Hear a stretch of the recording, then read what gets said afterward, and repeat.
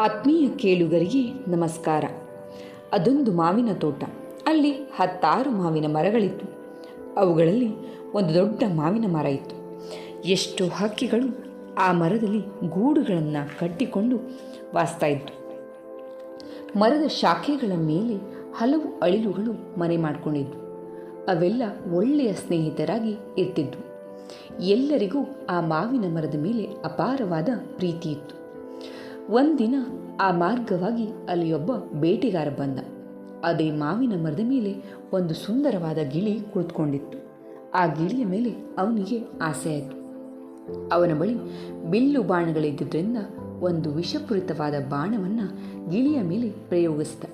ಆದರೆ ಗಿಳಿ ಬಾಣದಿಂದ ತಪ್ಪಿಸಿಕೊಂಡು ದೂರ ಹಾರಿ ಹೋಯಿತು. ಬೇಡ ಪ್ರಯೋಗಿಸಿದ ವಿಷಪೂರಿತವಾದ ಬಾಣ ಮಾವಿನ ಮರಕ್ಕೆ ತಗಲ್ತು. ಮೊದಲು ಅದರ ಎಲೆಗಳು ಒಣಗಿತು. ಎಲೆಗಳೆಲ್ಲ ಕೆಳಗೆ ಬಿದ್ದು ಹೋದ ಮೇಲೆ ಹಕ್ಕಿಗಳು ಆ ಮರವನ್ನು ತೊರೆದು ಹತ್ತಿರದ ಇನ್ನೊಂದು ಮರದ ಮೇಲೆ ಗೂಡನ್ನು ಕಟ್ಕೊಂಡು. ಮರದ ಶಾಖೆಗಳು ಒಣಗಿದಂತೆ ಅಳಿಲುಗಳು ಆ ಮರವನ್ನು ಬಿಟ್ಟು ಬೇರೆ ಮರವನ್ನು ಆಶ್ರಯಿಸಿತು. ಮರದ ಕಾಂಡ ಒಣಗತೊಡಗದಂತೆ ಮೊಲಗಳು ಬಿಟ್ಟು ಹೋದವು. ಆದರೆ ಆ ಚೆಲುವಾದ ಗಿಳಿ ಮಾತ್ರ ತಾನು ಮೊದಲು ಕುಳಿತಿದ್ದಂತಹ ಮರವನ್ನು ಬಿಡಲೇ ಇಲ್ಲ. ಗಿಳಿಯ ಗೆಳೆಯರು ಒಂದಿನ ಗಿಳಿಯ ಬಳಿಗೆ ಬಂದು, ಅಯ್ಯ ಗಿಳಿರಾಯ, ಈ ಮರ ಸಂಪೂರ್ಣವಾಗಿ ಒಣಗಿ ಶಿಥಿಲವಾಗಿದೆ. ನೀನು ಈ ಮರವನ್ನು ಬಿಟ್ಟು ನಮ್ಮೊಂದಿಗಿರು ಬಾ ಅಂತ ಒತ್ತಾಯ ಮಾಡಿತು. ಆದರೆ ಆ ಗಿಳಿ ಈ ಮರ ಬಿಡೋದೇ ಇಲ್ಲ. ಆಹಾರಕ್ಕಾಗಿ ಅಲ್ಲಿ ಇಲ್ಲಿ ಹೋಗೋದನ್ನು ತದನಂತರದಲ್ಲಿ ಬಿಟ್ಟು ದಿನದಿಂದ ದಿನಕ್ಕೆ ನೀರು ಆಹಾರವಿಲ್ಲದೆ ಅದು ಬಳಲಿಕ್ಕೆ ಆರಂಭ ಆಯಿತು. ಒಂದಿನ ವರುಣದೇವ ಆ ಮಾರ್ಗವಾಗಿ ಅಂತರಿಕ್ಷದಲ್ಲಿ ಹೋಗ್ತಾ ಇದ್ದ. ಒಣ ಮಾವಿನ ಮರದ ಮೇಲೆ ರೆಂಬೆಯ ಮೇಲೆ ಕುಳಿತಿದ್ದಂಥ ಗಿಳಿಯನ್ನು ಕಂಡು ಅದರ ಬಳಿಗೆ ಹೋಗ್ತಾನೆ. ಏನು ಗಿಳಿಯೇ, ನೀನೊಬ್ಬನೇ ಈ ಸಾಯುತ್ತಿರುವ ಮರದ ಮೇಲೆ ಕುಳಿತಿರುವೆ, ಯಾಕೆ ಅಂತ ಹೇಳಿ ಕೇಳ್ತಾನೆ. ಗಿಳಿ ದುರ್ಬಲ ಆಗಿತ್ತು. ಉತ್ತರಿಸಲಾಗದಷ್ಟು ಸೊರಗಿ ಹೋಗಿತ್ತು. ವರುಣದೇವರಿಗೆ ಆಶ್ಚರ್ಯವಾಗಿ ಅವನು ಇತರ ಹಕ್ಕಿಗಳ ಬಳಿಗೆ ಹೋಗಿ ಗಿಳಿಯ ಬಗ್ಗೆ ವಿಚಾರಿಸ್ತಾನೆ. ಹಕ್ಕಿಗಳೇ, ಇದೇನು, ನೀವು ಮಾತ್ರ ಸಂತೋಷವಾಗಿ ಒಂದೆಡೆ ಇದ್ದೀರಾ, ಆದರೆ ಆ ಗಿಳಿ ಮಾತ್ರ ಒಣಗಿ ಮಾವಿನ ಮರದ ಮೇಲೆ ಒಂಟಿಯಾಗಿ ಕುಳಿತಿದೆ ಅಂತ. ಆಗ ಒಂದು ಹಕ್ಕಿ, ಅಯ್ಯ ವರುಣನೇ, ಏನು ಹೇಳೋಣ, ನಾವೆಲ್ಲರೂ ಒಂದೇ ಮಾವಿನ ಮರದಲ್ಲಿ ವಾಸಿಸ್ತಾ ಇದ್ವಿ. ಆದರೆ ಈಗ ಆ ಮರ ಸಾಯ್ತಾ ಇದೆ.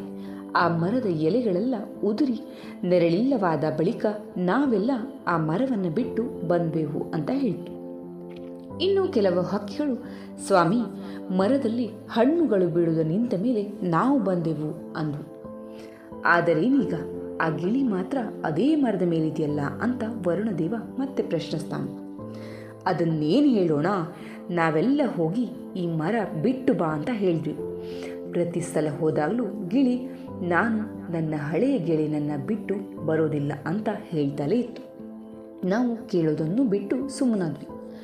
ಆ ಗಿಳಿ ಮತ್ತೇನನ್ನ ಹೇಳ್ತು ಅಂತ ಮತ್ತೆ ವರುಣದೇವ ಕೇಳ್ತಾನೆ. ಅದು ತಾನು ಆ ಮರದಲ್ಲಿ ಹುಟ್ಟು ಆ ಮರದ ಮೇಲೆ ಬೆಳೆದೆ. ಮರ ಹಸಿರಾಗಿ ಚೆನ್ನಾಗಿದ್ದಾಗ ಬೇಕಾದಷ್ಟು ಹಣ್ಣು ನೆರಳು ಕೊಟ್ಟಿತು. ಆದರೆ ನನ್ನಿಂದೇನು ಅದು ಮರಳಿ ಪಡೆಯಲಿಲ್ಲ ಅಂತ ಹೇಳ್ತು. ಆ ಗಿಳಿ ಒಂದು ಮೂರ್ಖನೇ ಸರಿ ಅಂತ ಆ ಹಕ್ಕಿ ಹೇಳ್ತು. ಆ ಹಕ್ಕಿಗಳೊಂದಿಗೆ ಅಳಿಲು, ಮೊಲಗಳು ಕೂಡ ಧ್ವನಿಗೂಡಿಸಿದ್ವು. ಮಾವಿನ ಮರದ ಮೇಲೆ ಗಿಣಿ ಇದ್ದಂತಹ ಪ್ರೀತಿ ಕಂಡು ವರುಣನಿಗೆ ಆಶ್ಚರ್ಯ ಆಯಿತು. ಆದರೆ ಆ ಒಣ ಮಾವಿನ ಮರದ ಮೇಲೆ ಇದ್ದು ಗಿಳಿ ಸಾಯೋದನ್ನು ನೋಡಲಿಕ್ಕೆ ಅವನಿಗೆ ಇಷ್ಟ ಆಗಲಿಲ್ಲ. ಹೇಗಾದರೂ ಮಾಡಿ ಗಿಳಿಯನ್ನು ಕಾಪಾಡಬೇಕು ಅಂದ್ಕೊಂಡ. ಇದ್ದಕ್ಕಿದ್ದಂತೆ ಗುಡುಗಿನ ಶಬ್ದ ಬಂತು. ಆಕಾಶದಲ್ಲಿ ಮೋಡಗಳು ಗುಂಪಾದವು. ಮಳೆ ಬರತೊಡಗಿತು. ಮಳೆ ನೀರು ಮಾವಿನ ಮರದ ಮೇಲಿದ್ದ ವಿಷವನ್ನು ತೊಡೆದು ಹಾಕಿತು. ಗಿಳಿ ಮಳೆ ನೀರನ್ನ ಕುಡಿದು ಬಾಯಾರಿಕೆಯನ್ನು ನೀಗಿಸ್ಕೊಳ್ತು. ಕೆಲವೇ ದಿನಗಳಲ್ಲಿ ಮಾವಿನ ಮರ ಚಿಗುರತೊಡಗಿತು. ಎಲೆಗಳು ಮೂಡಿತು. ಹೊಸ ರೆಂಬೆ ಕೊಂಬೆಗಳು ಬರತೊಡಗಿತು. ಕೆಲವೇ ದಿನಗಳಲ್ಲಿ ಮಾವಿನ ಮರದಲ್ಲಿ ಹಣ್ಣುಗಳು ಬೀಳತೊಡಗಿತು. ಆ ಗಿಳಿ ಆ ಮರವನ್ನು ಎಂದಿಗೂ ಬಿಡಲೇ ಇಲ್ಲ. ಹಲವಾರು ವರ್ಷಗಳ ಕಾಲ ಅದೇ ಮರದ ಮೇಲೆ ಸಂತೋಷವಾಗಿ ವಾಸಿಸಿತು. ವರುಣನ ಕೃಪೆಯಿಂದ ಮಳೆಯಾಗಿತ್ತು. ಗಿಳಿಯ ಜೀವವೂ ಕೂಡ ಉಳಿದಿತ್ತು. ಆತ್ಮೀಯರೇ, ಈ ಕತೆ ಎಷ್ಟು ಸುಂದರವಾಗಿದೆ ಅಲ್ವಾ? ಈ ಕತೆ ಹೇಳಲಿಕ್ಕೆ ಕಾರಣ ಕೂಡ ಇದೆ. ಬದುಕಿನ ಪ್ರಯಾಣದಲ್ಲಿ ಅನೇಕ ಉತ್ತಮರ ಭೇಟಿ ನಮಗಾಗತ್ತೆ. ಎಷ್ಟೋ ಜನರಿಂದ ನಾವು ಸಹಾಯವನ್ನು ಪಡೆದಿರ್ತೀವಿ. ನಮಗೆ ಸುಖ ಬಂದಾಗಲೂ ಅಥವಾ ಅವರಿಗೆ ಕಷ್ಟ ಬಂತು ಅಂತಲೂ ನಾವು ಅವರನ್ನು ಮರಿಬಾರ್ದು. ಅವರ ಸಹಾಯಕ್ಕೆ ಅವರ ಜೊತೆಯಲ್ಲಿ ನಾವು ಇರ್ಬೋದಲ್ವಾ ಅಂತ ಹೇಳಲಿಕ್ಕೆ ಈ ಕಥೆಯನ್ನು ಹೇಳಿದೆ. ಕತೆ ಮೆಚ್ಚುಗೆಯಾಗಿದೆ ಅಂತ ಭಾವಿಸ್ತೀನಿ.